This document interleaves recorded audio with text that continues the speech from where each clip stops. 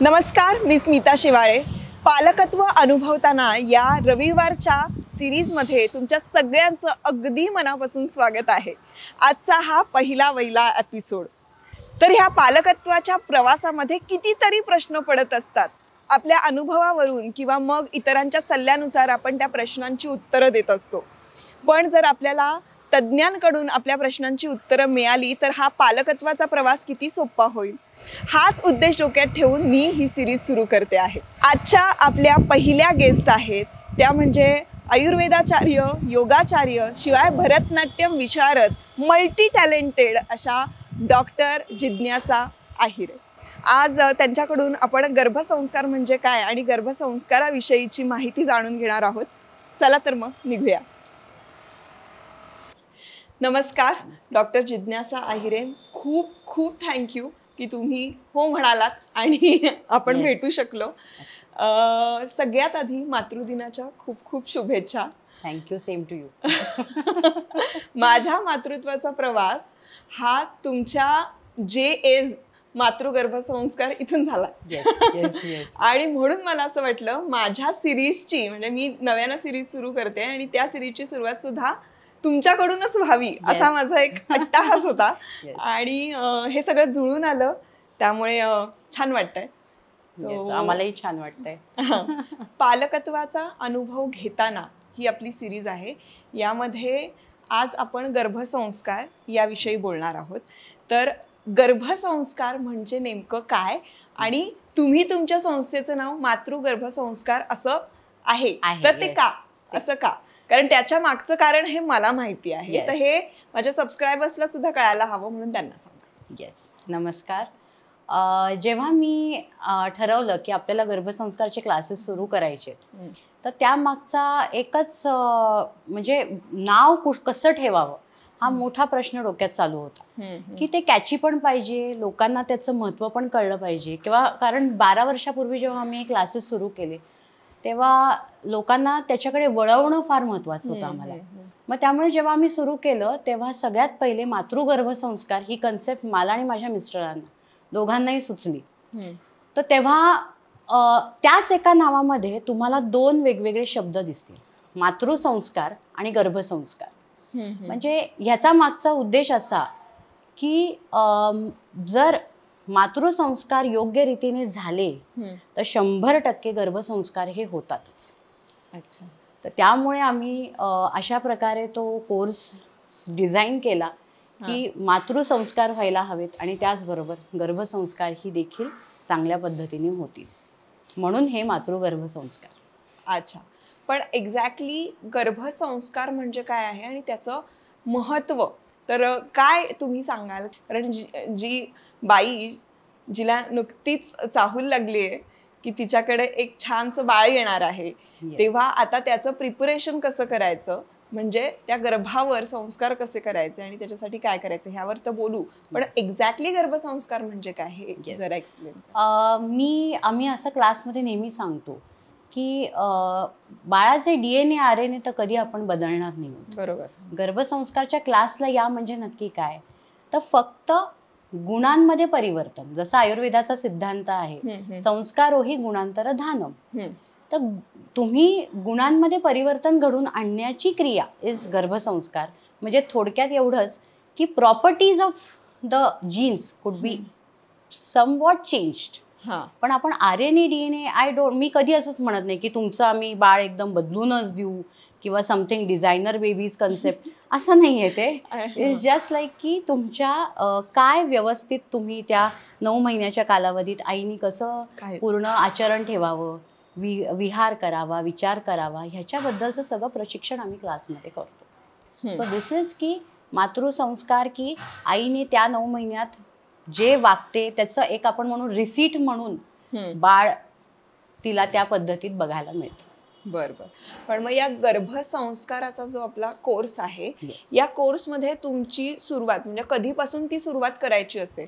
Suppose मला कळतं की प्रेग्नेंट आहे आणि त्यानंतर ते कधी सुरू करावं आणि या कोर्समध्ये एक्झॅक्टली तुम्ही काय डिझाईन केलंय, की जनरली गर्भसंस्कार असतात त्यामध्ये की हे तुम्ही काही वेगळा विचार करून हे डिझाईन केलंय? येस, ह्याच्या मागचा एक उद्देश असा की जेव्हा मी एका गायनॅककडे ऑब्झर्वरशिप करत होते, इंटर्नशिप करत होते, तेव्हा मला खूप जाणवलं की प्रेग्नंट लेडीज येत आहेत, गायनॅक्सना भेटत आहेत, निघून जात आहेत, पण somehow they are not so much satisfied, की त्यांना कुठेतरी मनात खूप प्रश्न आहेत, खूप प्रश्न असतात.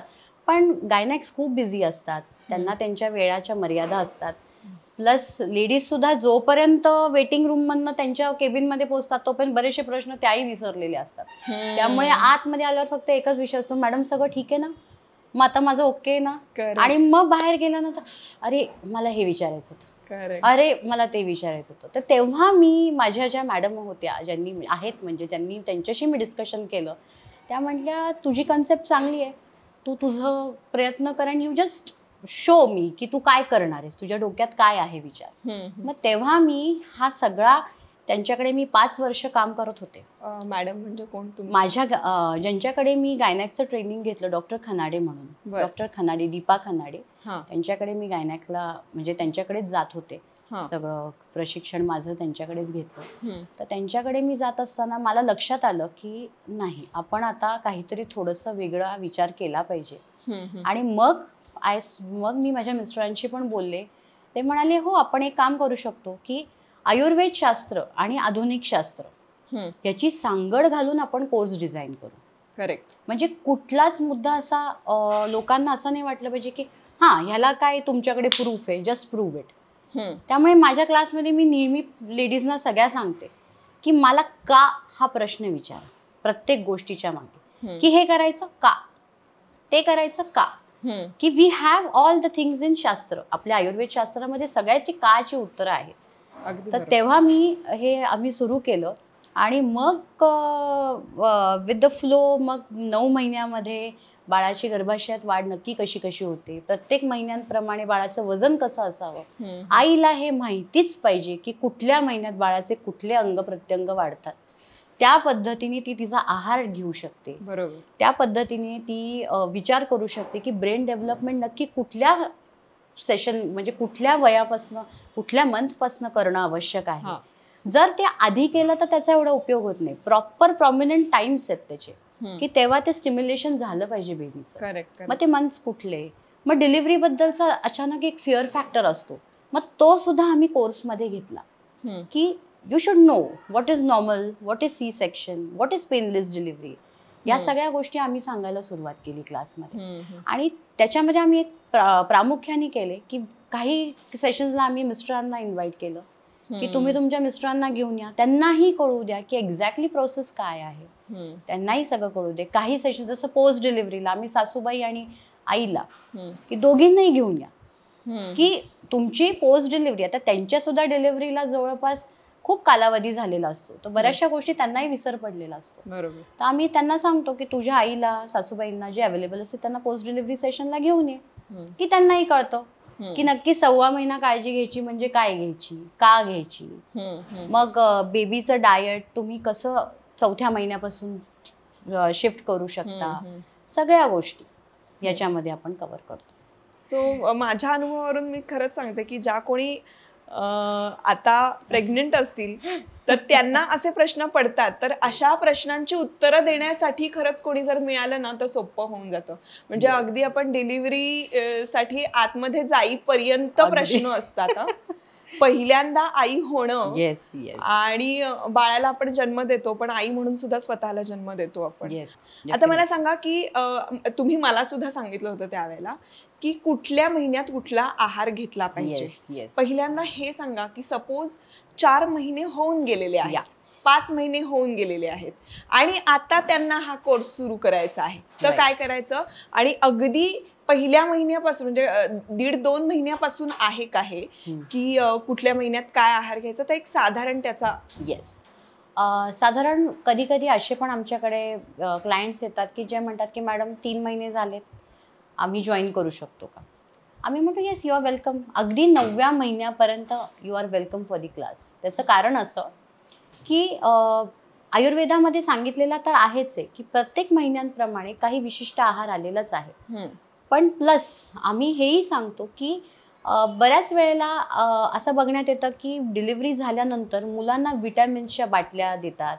म्हणजे काही म्हणतो ना आपण, काही सत्व कमी असतात, आयर्नच्या बाटल्या देतात, कॅल्शियमचे सिरप्स देतात प्यायला.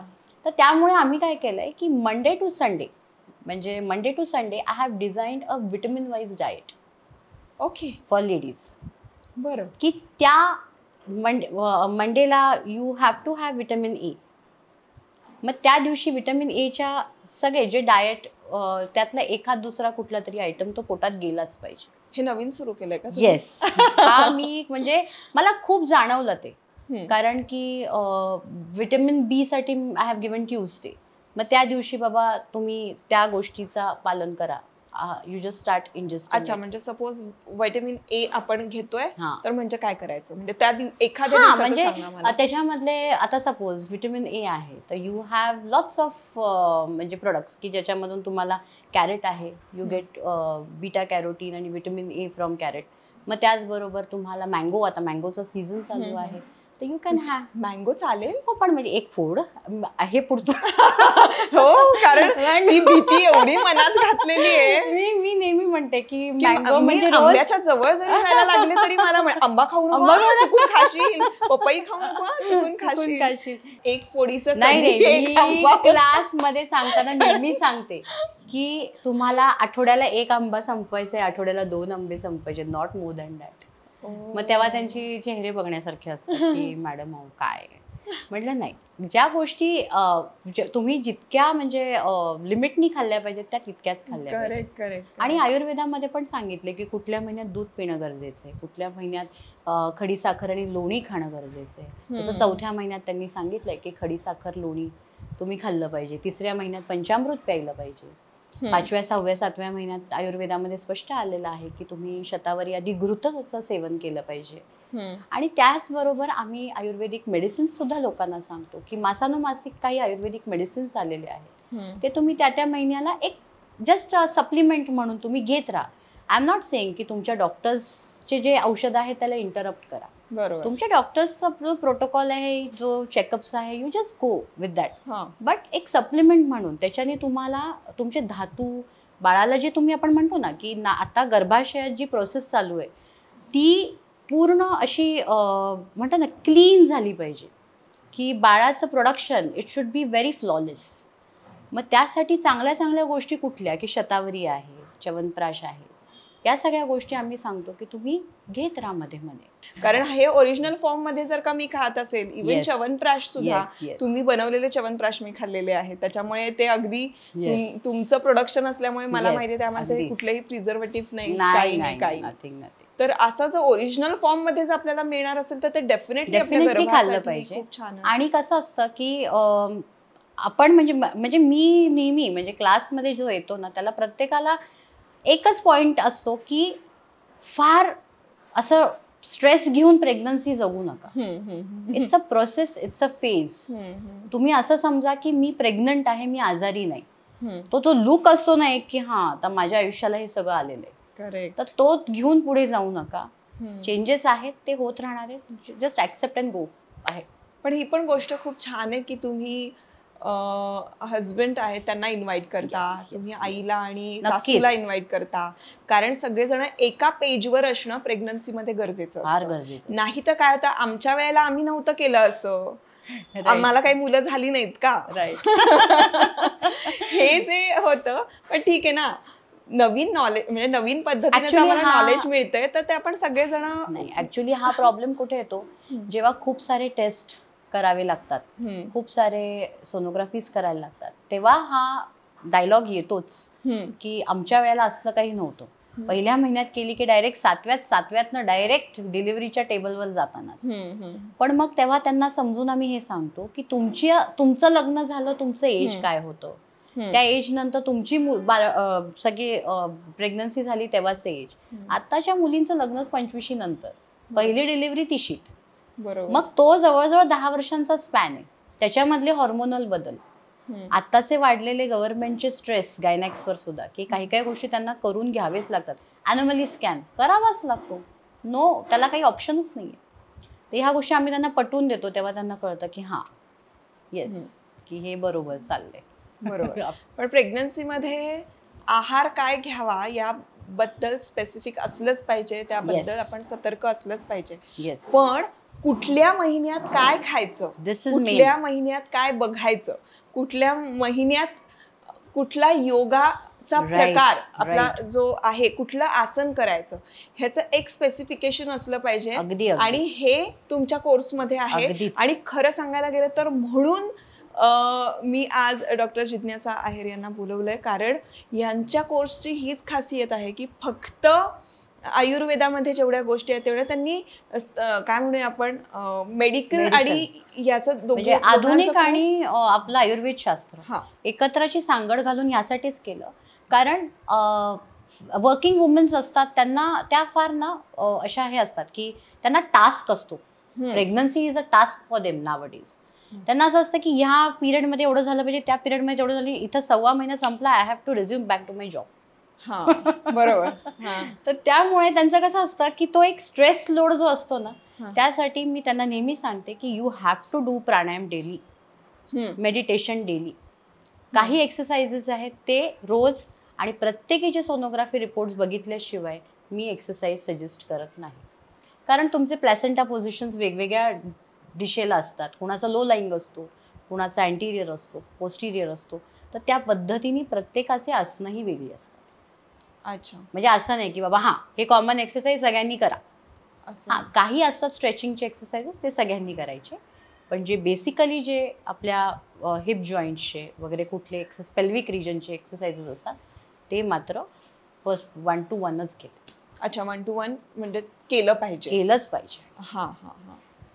मी आता तुम्हाला अगदी योगाचे आसन नाही म्हणू शकत की दाखवा, कारण ते पॉसिबल नाहीये. पण तुम्ही मंथ टू मंथ एक साधारण सांगाल का की या महिन्यात काय आहार घ्यायचा, किंवा या महिन्यात साधारण कुठली डेव्हलपमेंट होत असते बाळाची? राईट. आता जसं म्हणजे इथे बघणारे त्यांना जरा अगदी अगदी अगदी अगदी पहिला महिना असतो तर त्याच्यामध्ये बाळाची जस्ट एक म्हणतो आपण की प्रथमे मासे कललम जायते, आयुर्वेदाने सांगितलंय.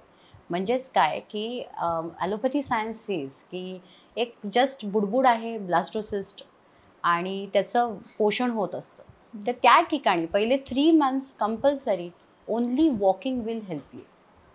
अच्छा. आणि जस्ट स्ट्रेचिंग एक्सरसाइजेस. फार तुम्ही ओव्हर एक्झर्ट करू नका स्वतःला, बिकॉज त्यावेळेला हॉर्मोनल बदल खूप होत असतात शरीरामध्ये. त्यामुळे तेव्हा जस्ट कीप युअर सेल्फ काम, आणि जे जे बदल होत आहेत जस्ट ॲक्सेप्टेड. कुणाला मॉर्निंग सिकनेस, कुणाला नॉशिया, वॉमिटिंग, कुणाला झोप येणं दिवस हा प्रॉब्लेम्स हे वाढत जातात. तर first 3 months just accept the changes. आहारामध्ये एवढंच की जे रोज खात आहे त्याच्यापेक्षा थोडंसं जास्त खाण्याचा प्रयत्न करा, एवढंच. जंक फूड खायचं नाही हे वेगळं सांगायची गरज इन फर्स्ट 3 months, की तुम्हाला जेवढं घरगुती खाता येईल तेवढंच. त्याच्यावर जसं पहिल्या महिन्यात गाईचं दूध उकळून पिणे, दुसऱ्या महिन्यात त्यांनी सांगितलंय की शतावरी आणि दूध घेऊन पिणे, तिसऱ्या महिन्यात सांगितलंय पंचामृताचं सेवन करणे. हे आयुर्वेदाने आपल्याला दिलेलं आहे. This is the first trimester, first 3 months. नंतर येतो 4था, 5वा, 6वा. तर 4थ्या, 5व्या, 6व्या महिन्यामध्ये काही सेन्सरी ऑर्गन्स ही तयार झालेली असतात. तर त्यामुळे मग अचानक लेडीजना वेगवेगळं खाण्याला म्हणजे सुरुवात होते की डोहाळे. पण ते पहिल्या महिन्यापासून म्हणजे दुसऱ्या महिन्यापासून नसतात का? नाही, डोहाळे ऍक्च्युली कसं असतं, त्याचा मेन रिझन इज की 4थ्या महिन्यात बाळाचे टेस्ट बर्ड्स तयार होतात. तर त्यामुळे मग ते डोहाळे असतात. पहिले 3 महिने शी इज कम्प्लिटली की अवतीभोवतीचं पाणी तयार होत असतं बाळाच्या, प्लॅसेंटा अटॅच होत असतो, अम्बिलिकल कॉर्ड ते अटॅच होत असतं, आणि मग 4थ्या महिन्यापासून शी स्टेबल्ड. मग त्या महिन्यात आम्ही त्या स्त्रीला, म्हणजे आम्ही नाही, सॉरी, आयुर्वेदा त्यांनी ह्या स्त्रियांना दौरुधिनी असं म्हटलेलं आहे, संबोधिलेलं आहे या स्त्रियांना 4थ्या महिन्यातल्या. मग तेव्हा आम्ही त्यांना स्पष्ट सांगतो की बाबा तुम्ही शास्त्रामध्ये आलेलं लोणी आणि खडीसाखर रोज खायचं. मग तेव्हा लगेच प्रश्न होतो, मग अमूल बटर चालेल का? लोणी नाही आमच्याकडे, आम्ही लोणी कुठे काढणार? बरोबर आहे. तर तेव्हा मग असं अमूल बटर, मग तेव्हा नाही, नो अमूल बटर. आठवड्याभर लोणी फ्रीजला टिकतं, काढ आणि तेच फ्रेश लोणी खायला सुरुवात कर, की 1 चमचा लोणी आणि 4-5 खडीसाखर, मग 5वा 6वा 7वा महिना अगेन. म्हणजे लोणी आणि खडीसाखर का?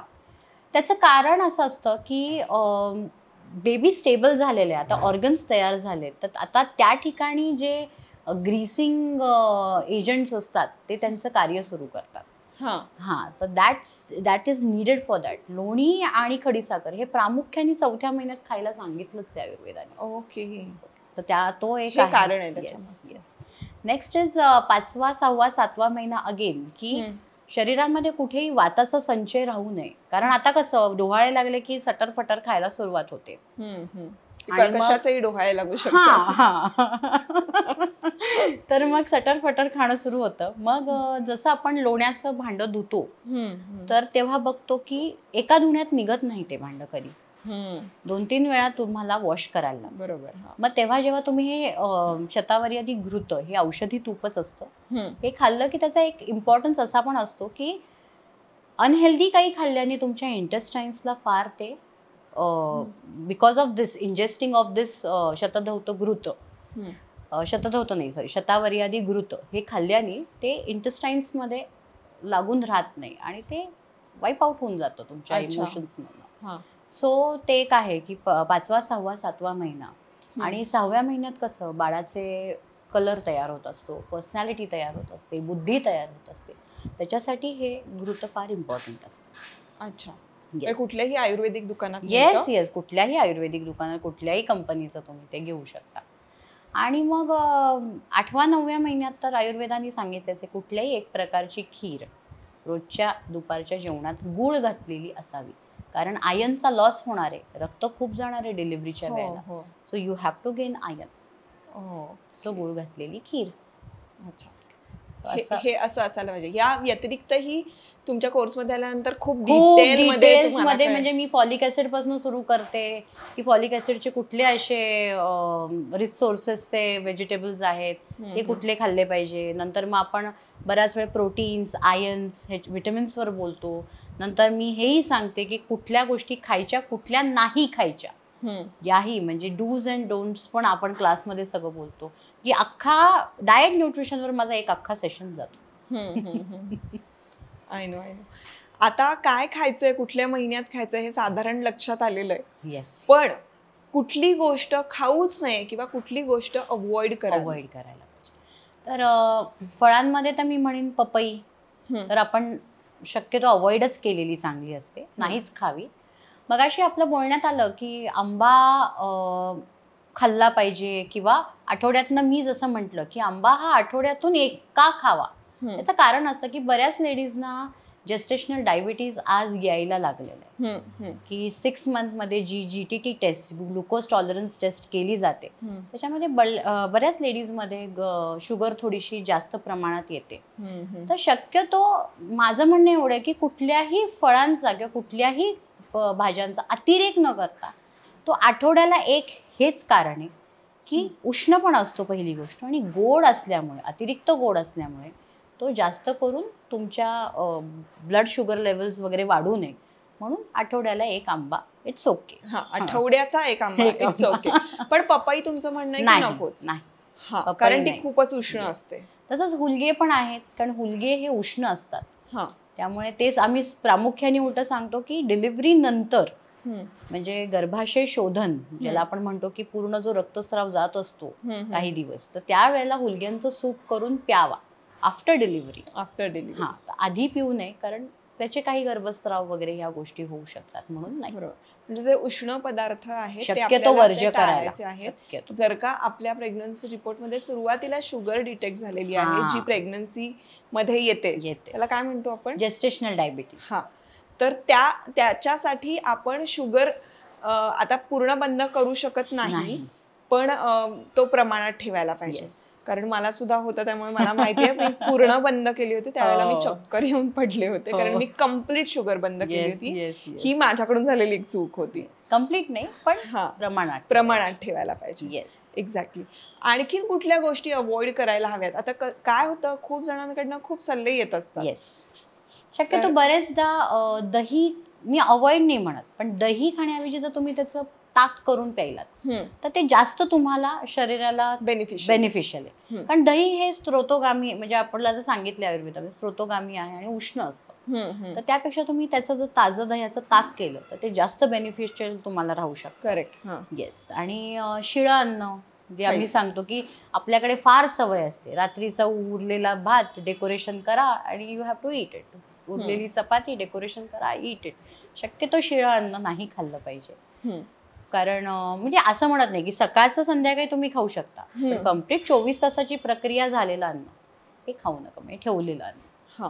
येस. आणि जास्त करून ओव्हन मध्ये सतत रेडिएशन्स युक्त असं फूड थोडंसं अवॉइड करा. जितकं तुम्ही गॅसवर ताजं बनवून खाल दॅट्स ऑलवेज गुड. बरं, आपल्याकडे असे काही मिथ्स आहेत, ओके, म्हणजे ग्रहणामध्ये काही करायचं नाही, किंवा तुम्ही सांगायचात की 8व्या महिन्यात घाट उतरून जायचं नाही, किंवा तुळशीला रोज सकाळी पाणी घालायचं. अशा असंख्य गोष्टी आहेत, काही करायच्या नाहीत, काही करायच्या. येस. तर अगदी आपण सगळ्या नाही म्हणू शकत, पण ह्या ज्या आहेत ह्याची कारणं काय? आता तुळस ही म्हणजे ही सगळ्या वनस्पतींची राणी. असं आयुर्वेदामध्ये तिला क्वीन ऑफ ऑल प्लांट्स म्हटलेलं तुळशीला. तुळशीचं सगळ्यात प्रामुख्याने महत्व हे आहे की तुळस ही 24 तासांपैकी 4 तास ओझोन एमिट करते आणि उरलेले 20 तास ही ऑक्सिजन एमिट करत असते. तुम्ही जेव्हा पण तुळशीजवळ जाता तुमच्यातली निगेटिव्ह व्हायब्रेशन्स हे सगळे ॲब्सॉर्ब होतात आपोआप, and you get lots of oxygen and positivity जेव्हा तुम्ही त्या तुळशीजवळ जाता. म्हणून मी प्रामुख्याने सांगायचे की सकाळी उठल्यावर 1 तांब्या पाणी तुळशीला घाल. त्या निमित्ताने तुम्ही रोज तुळशीकडे जाणं ते होतं. आणि ग्रहणाविषयी म्हणाल तर प्रत्येकाचे विचार करण्याची क्षमता ग्रहणाची वेगवेगळी आहे. इथे थोडंसं इंटरप्ट करते. यासाठी मी हे 2 प्रश्न तुम्हाला असे विचारले, कारण तुळशीला पाणी घातलं म्हणजे आपल्याला कृष्णासारखं बाळ होईल म्हणून नाही येते, तर त्याच्यामागे सायंटिफिक रिझन आहे. येस. ग्रहणामध्ये अमुक तमुक खाऊ नये, इकडे तिकडे जाऊ नये, हे काहीतरी वाईट घडेल म्हणून नाहीये, तर यामागे सुद्धा सायंटिफिक रिझन आहे. तर त्यामुळे ह्या गोष्टी काही म्हणाले गेले तर याच्या मागे फक्त असं नाहीये की कुठली अंधश्रद्धा आहे, तर यामध्ये काहीतरी सायंटिफिक रिझन आहे. आणि ते रिझन आपल्याला समजलं. अगेन प्रत्येकाचा पर्स्पेक्टिव्ह वेगळा आहे बघण्याचा, प्रत्येकाचा वेगळा. तर ग्रहणाचं काय तुम्ही माझं म्हणणं एवढंच असतं की ग्रहणामध्ये मेन सायंटिफिक रिझन असं असतं की त्या वेळेला वेगवेगळ्या प्रकारचे जीवजंतू हे बाहेर पडत असतात, काही निगेटिव्हिटी असते, पसरत असते, बरेचसे बदल होत असतात हवामानामध्ये. त्यामुळे प्रत्येक गर्भिणीने आपली काळजी घ्यायची, पण काळजी घ्यायची ती कुठल्या लिमिटपर्यंत घ्यायची हा जिनी तिने विचार करायचा. म्हणजे असं नाही की जे अधारणीय वेग आपल्याला आयुर्वेदामध्ये सांगितले की अधारणीय वेग म्हणून काही 13 वेग आलेले आहेत की त्यांचं धारण करायचं नाही. म्हणजे गर्भिणी नसताना सुद्धा नॉर्मल माणसांनी सुद्धा, तर ते सुद्धा मी त्यांना सांगते की ते कृपया तेवढं पाळा की वॉशरूमला जाऊन येणं हे करा. असं नाहीये की ते दिवस तसं बसून राहा, तेवढंच पॉसिबल नाही, पण काही ठिकाणी हे होतं, आम्ही बघितलेलं आहे. त्यामुळे मी त्यांना कायम सांगायचे की तुम्ही ते तुमच्या घरात जे पाळता ते सगळं तसंच्या तसं पाळा. फक्त म्हणणं एवढं आहे की अधारणीय वेगांचा धारण करू नका. दुसरी गोष्ट अशी की खाण्यापिण्याचे पथ्य ठेवा. वेळेनुसार तुमचं जे डाएट आहे 1.5 तासांनी, जे मी कायम सांगते की काहीतरी खाल्लं गेलं पाहिजे, एनर्जी मिळाली पाहिजे. नंतर बऱ्याच वेळेला पाय लटकट ठेवून बसू नका, कम्प्लीट पाठ अशी तुम्हाला त्रास देईल एवढं बसू नका.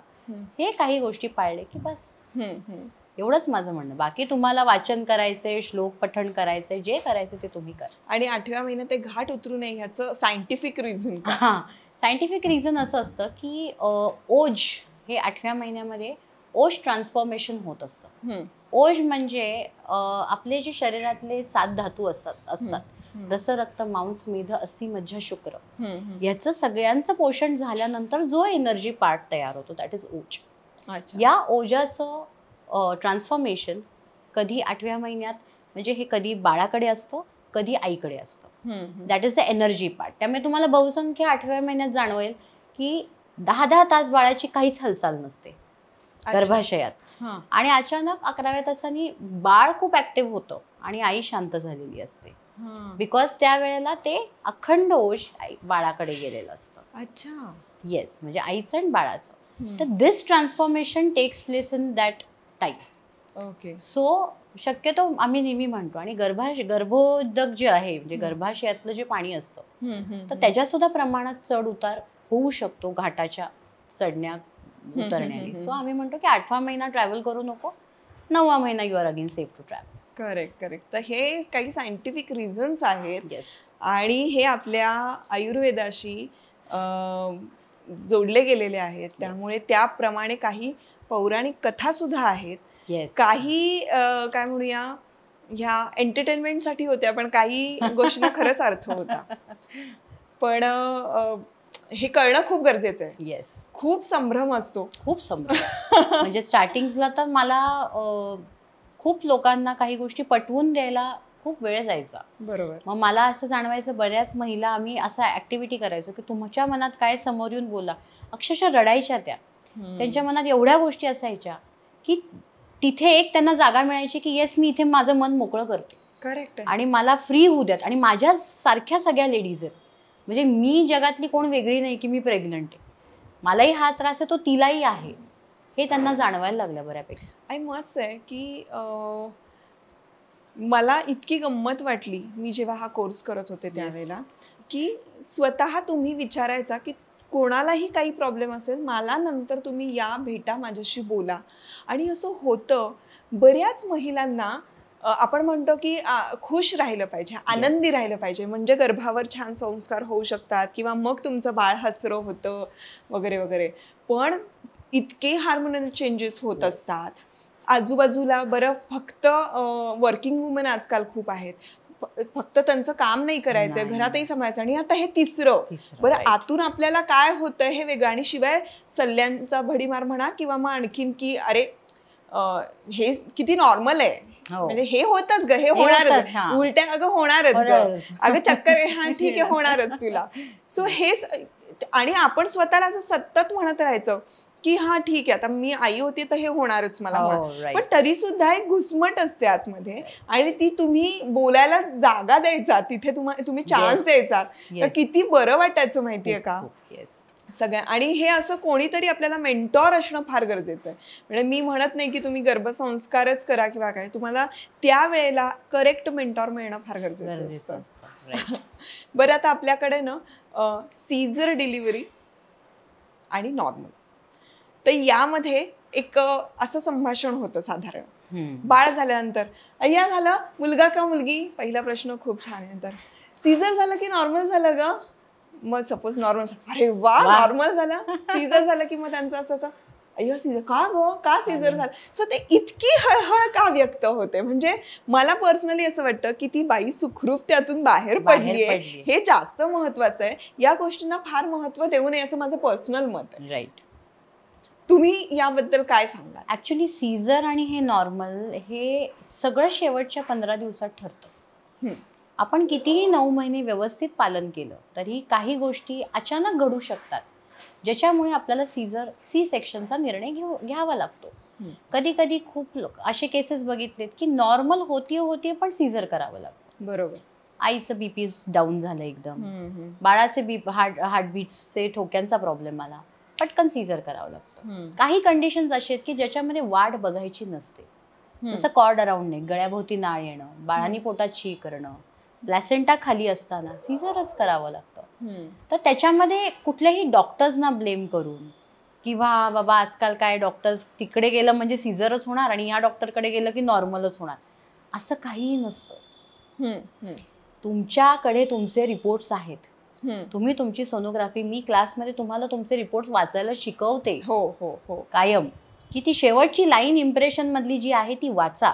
तिथे काय लिहिलंय, a single intrauterine foetus has been noted with a cord around neck असं जर दिलं तर कशाला थांबायचं. बरोबर. करायचं सीझर, मोकळं व्हायचं. आणि काय सीझर झालं तर काय बिघडलं, काही बिघडत नाही. कारण जी 1.25 महिना फॉलो तुम्हाला नॉर्मलला करायचंय ते सीझर मध्ये करायचंय, तो 1.25 महिना पाळायचा आहे. बरोबर. फक्त एवढंच आहे की एक्सरसाइज थोडा एखाद दुसरा महिना थोडा लेट सुरू करता येईल आतले टाके विरघळल्यानंतर, बाकी काहीही बिघडत नाही. आणि आजकालचे डॉक्टर्स आपले इतके छान छान टेक्निक्स घेऊन आलेले की ते सीझर इतकं कॉस्मेटॉलॉजी सारखं झालेलं की काही त्याच्यात प्रॉब्लेम्स येत नाही जर तुम्ही नीट पाळलं तर. एक्झॅक्टली. हे असं आहे. नाहीतर म्हणजे त्याच्यामुळे काही कॉम्प्लिकेशन्स होतात असं नाही. आता कितीतरी असे आहेत की जे सीझर नॉर्मल्स, असं काही नाही. करेक्ट. म्हणजे थोडक्यात आपण काळजी घेतलीच पाहिजे.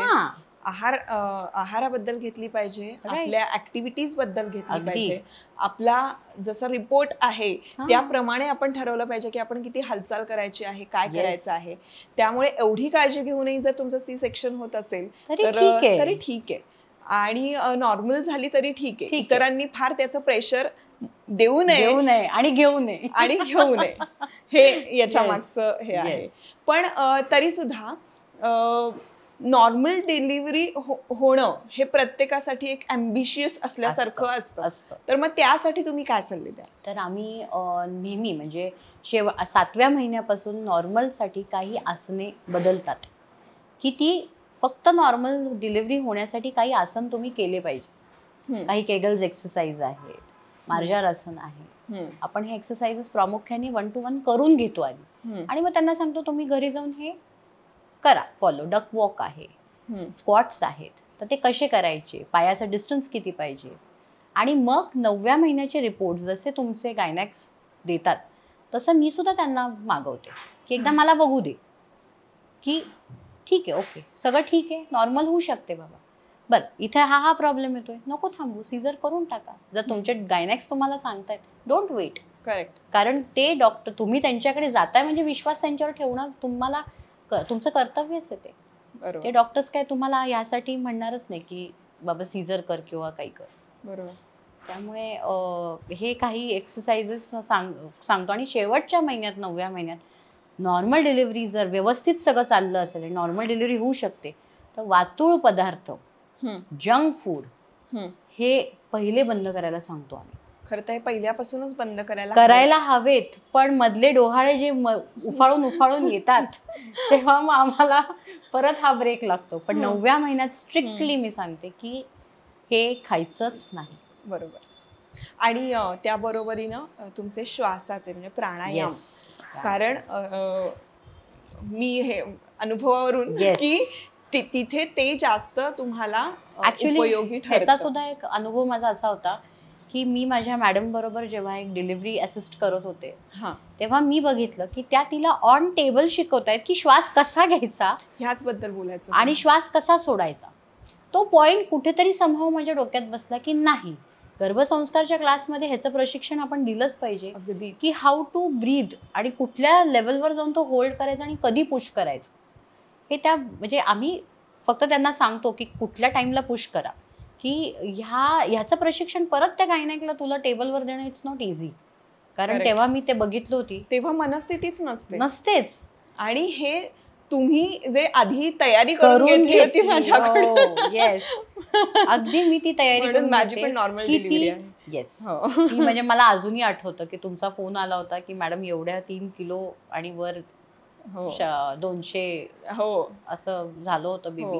तर म्हणजे सांगण्याचा मुद्दा हा आहे की जर प्रॉपरली तुम्ही फॉलो केलं ना आणि जर श्वासाचा कंट्रोल चांगला ठेवला तर नॉर्मल डिलिव्हरी होत असताना काहीही प्रॉब्लेम येत नाही. बरोबर. म्हणजे प्राणायाम आपण करायला हवा, योगा करायला हवा, पण जे आपण त्या नॉर्मल डिलिव्हरी होत असताना जेव्हा आपल्या पेन सुरू होतात त्यावेळेला ते कशा पद्धतीनं होल्ड केलं पाहिजे, काय पद्धतीनं, याचं प्रॉपर टेक्निक आधी माहिती असणं. नुसतं प्राणायाम करतोय आपण पण त्या टेक्निक तिथे वापरता नाही आलं तर उपयोग होत नाही त्याचा. त्यामुळे ते सुद्धा शिकून घेणं खूप गरजेचं असतं. अगदी बरोबर. आता हे सगळं झालं प्रेग्नन्सी मधलं, म्हणजे गर्भधारणा होते तिथपासून खूप मजेत चाललेलं असतं. काही जणांना कसलाच त्रास होत नाही. माझ्यासारखे ब्लेस्ड असतात, मला काहीही त्रास झाला नाही, एक उलटी झाली नाही, मला चक्कर आली नाही, एकही उलटी नाही, कधी चक्कर नाही, काही नाही. पण ह्या सगळ्या आनंदात आणि मजेत चालू असतं की, आणि कौतुकही वाटत असतं की आता बाळ येणार. त्यानंतर जे होतं, कारण अगदी मी तर माझं तर असं झालं होतं की मी ड्राईव्ह करून गेले होते जेव्हा मला पेन सुरू झाले. मी मस्त ड्राईव्ह करून गेले होते आणि त्याच्यानंतर काही तासांमध्ये माझी डिलिव्हरी झाली.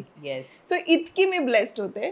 पण मेंटली प्रिपरेशन यामुळे माझं नव्हतं की आता उद्यापासून आपल्याला रात्रीचं जागायचंय, 2-2 तासाला फीडिंग करायचंय, त्या बाळाला घेऊन असं बसायचं आणि मग आपला हात दुखणार आहे. मग तर हे जे मेंटल प्रिपरेशन असतं हे कसं करावं आणि कधीपासून सुरू करावं. त्यामुळेच आता आपण जो पोस्ट डिलिव्हरी सेशन आहे क्लासचा तो त्यासाठी डिझाईन्ड आहे की आतापर्यंत बाळ गर्भाशयात होतं, पण आता म्हणजे एक्सरसाइजेस आम्ही जे आर्म एक्सरसाइजेस तुमचे घेतो ते ह्यासाठीच की ह्याला काय होतं, प्रेग्नंट आहे म्हणल्यावर हातपाय हलवणंच बंद करतात. पण बाळ इकडे, हात पाय मान ह्याचा काय संबंध. मग जर ते तुम्ही हलवलेच नाही तर हळूहळू त्याचा प्रॉब्लेम येणार तुम्हाला. त्यामुळे आम्ही काय करतो की आधीपासूनच एक्सरसाइज थ्रू तुमचे हे सगळे बॉडी पार्ट्स एकदम फिट ठेवायचा प्रयत्न करतो. दुसरी गोष्ट की एक मिल्क फिडिंगचा लोकांना फार एक असतो की दूध येतंय का आणि मग ते डॉक्टरांनी सांगितले 2-2 तासांनीच द्यायचं आणि मग ते कमी होतंय जास्त होतंय. तर बरेचशा लेडीजना हे माहित नसतं की फार चिंता केल्याने सुद्धा दुधाचं प्रमाण कमी होतं. तर तेव्हा आम्ही कायम सांगतो की फार चिंता करू नये. ते मी येणारच त्याच्यावर. तो प्रश्न मी विचारणारच आहे खास वेगळा की असे जे आणि पोस्ट डिलिव्हरी नंतरचा एक जो आहे पार्ट की बाळाबरोबर तुम्हाला पहिले 2 महिने बाळाला 17-18 तास जी झोप दिलेली आहे देवानी ती ह्यासाठी दिली आहे की ती आईला बरं व्हावं 1.25 महिन्यात आणि मग तिने तिच्या कामाला सुरुवात करावी. कारण मग होतं काय, बाळ झोपलं की इथे तुम्ही लगेच कपडे आवरून ठेवा, हे करून ठेवा, मी जरा पटकन बघते आता आजचं शेड्यूल काय, मग आता कुठपर्यंत आलं. नको ना, टेक रेस्ट. ते 3-4 महिने सगळं डोक्यातनं शांत करा फार गरजेचं आणि फक्त फोकस ऑन युअर बेबी, ज्याची तुम्ही 9 महिने आतुरतेने वाट बघितली. मी म्हणलं ना टास्क असल्यासारखे. टास्क झाला, डिलिव्हरी झाली, 1.25 महिना, चलो I have to resume back. Don't accept it as a task. त्याला एक असा इमोशनल तो बॉन्ड असतो तुमचा. त्या बाळाबरोबर एन्जॉय करा. तो झोपला की तुम्हीही झोपा. करेक्ट. तो उठला की तुम्ही उठा. म्हणजे तुम्ही लवकर तुमच्या म्हणजे सगळ्या शरीराची जी झीज झालेली असते ती भरून निघते. करेक्ट. अगदी महत्वाचा मुद्दा बोललात तुम्ही. कारण आपण आराम करणं फार गरजेचं असतं. तो जो वेळ आहे तो वेळ पूर्णपणे आपल्याला देणं गरजेचं असतं. आपल्या शरीराची झीज झालेली असते. आपण मानसिकरित्या खूप वेगळ्या ट्रान्सफॉर्मेशन झालं. आपलं लाईफ 360 डिग्रीनी चेंज झालेलं असतं. वर्किंग वुमन आहे त्या बऱ्याचदा 8व्या-9व्या महिन्यापर्यंत काम करत असतात आणि मग त्यानंतर अचानकपणे त्यांना फक्त घरी बसायचं असतं आणि सतत बाळाकडे बघायचं असतं. त्याला फीडिंग करायचं असतं 2-2 तासाला. ती उठेल तेव्हा आपल्याला उठायचं असतं, आपल्याला उठायचं तेव्हा आपल्याला उठायचं नसतं. तर हे सगळे जे चेंजेस असतात त्यासाठी थोडासा वेळ देणं गरजेचं आहे. हे ऍक्सेप्ट करणं गरजेचं आहे की मी माझा वेळ घेईन आणि सगळं सांभाळीन. त्यामुळे त्या पद्धतीनं ती मानसिक तयारी होणं फार गरजेचं आहे. पण अशा वेळेला आपल्याला खूप इतरांचे सल्ले येतात. तू असंच कर, मग तू उजव्या साईडला झोप, मग बाळाकडे पाठ करून झोपू नको.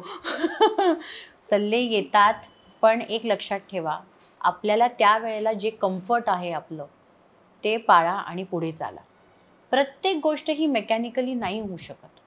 तुम्हाला थोडंसं कलेने, कारण पहिल्यांदा आई होणं म्हणजे ही आपल्यासाठी ही फार वेगळी गोष्ट असते. आपण त्या फेज बरोबर ऍडजस्ट करत आणि चुका करणार तर आपण शिकणार ना शेवटी. करेक्ट. म्हणजे डेफिनेटली आपल्याला जे काही आजी असते, आपली आई असते, सासू असते किंवा अनुभवी जे कोणी असतात ते आपल्याला सल्ले देणार आहेत, ते ग्रेसफुली घ्यायचं एवढंच आपल्या हातात असतं.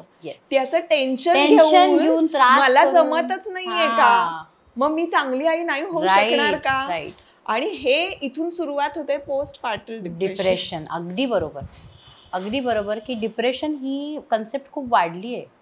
त्याचं कारण की एक तर न्यूक्लिअर फॅमिलीज ही पहिली एक म्हणतो आपण त्याचा ड्रॉबॅक येतो की न्यूक्लिअर फॅमिलीजमुळे. आणि दुसरी गोष्ट ऍक्सेप्टन्स फार कमी आहे आपल्याकडे सगळ्या गोष्टींचं. आपण सगळ्याचं असं बॉदरेशन घेतो, टेन्शन घेतो की म्हणजे आता मला जमणारच नाही. असं नाही होऊ शकत. हळूहळू तुम्ही त्या फेजमध्ये, आणि काय मी जे म्हटलं की शरीराची झीज झाली आहे तर फक्त फिजिकली होत नसते, इमोशनली सुद्धा माणूस, मेंटली सुद्धा डिस्टर्ब झालेला असतो या सगळ्या फेजमध्ये. त्याला ते रोजचं पॅम्परिंग, आता त्याच्यावरनं नजर हळूहळू बाळाकडे शिफ्ट होणार आहे. खूप मोठा बदल असतो. आणि कारण तू खावस म्हणून मागे पुढे करणारे राईट फक्त येऊन डायरेक्ट बाळाला बघतात, आपल्याकडे कोणी बघत म्हणून नाही. मी क्लासमध्ये नेहमी सांगते की बाळाची काळजी घ्यायला आई आहे, आजी आहे, सगळे आहेत. तुझी काळजी घ्यायला तू आहेस. 1.25 महिना तुलाच फक्त स्वतःची काळजी घ्यायची, करेक्ट प्रामुख्याने. बाकी बाळाची काळजी घ्यायला आहेत. आणि मग 1.25 महिन्याने तू नीट हो, सक्षम हो, बाळाची काळजी. हा फार महत्वाचा आहे. आणि पोस्टपार्टम डिप्रेशन हळूहळू मेडिटेशन, श्लोकशा म्हणण्याने, थोडंसं सूदनिंग, त्या फेजला ॲक्सेप्टन्सनी ते कमी होतं. बरोबर. येस. वा, खूप छान. पण आता ह्याच्यावर आपण एक बोनस टिप देऊया का आपल्या? येस. टिप म्हणजे मी असं सांगेन की everything is okay, just say it okay. हे झालं ओके, नो प्रॉब्लेम. ह्याच्यातनं आपण काहीतरी वेगळा मार्ग काढू, पर्याय काढू, आपण पुढे जाऊ. दूध कमी आलं ठीक आहे, शतावरी घेतेच आहे मी, पण थोडीशी जर मला चिंता वाटत असेल तर ती सुद्धा बॅक ऑफ द माइंड मी कमी करायचा प्रयत्न करते, मी पुढे जाते. हां, मला थोडंसं इतरांपेक्षा लवकर कोपअप होता येत नाहीये, लागू दे वेळ, इट्स ओके, होईल, it's okay. Basically it's okay. प्रत्येक नवीन आई जी झालेली आहे तिने स्वतःला म्हणायचं असतं की मी शिकतेय, it's okay. It's okay. Great. या नोटवर आपण थांबूया इथे. Yes. आणि थँक्यू सो मच. थँक्यू. खूप मनापासून आभार. मला जसा तुमच्या या गर्भसंस्कार कोर्सचा फायदा झाला तसाच माझ्या सबस्क्रायबर्सला पण व्हावा नक्की असं वाटत होतं, आणि म्हणून हे सगळं केलं. आणि तुम्ही Sure. खूप छान पद्धतीनं बोललात. मनापासून धन्यवाद. थँक्यू.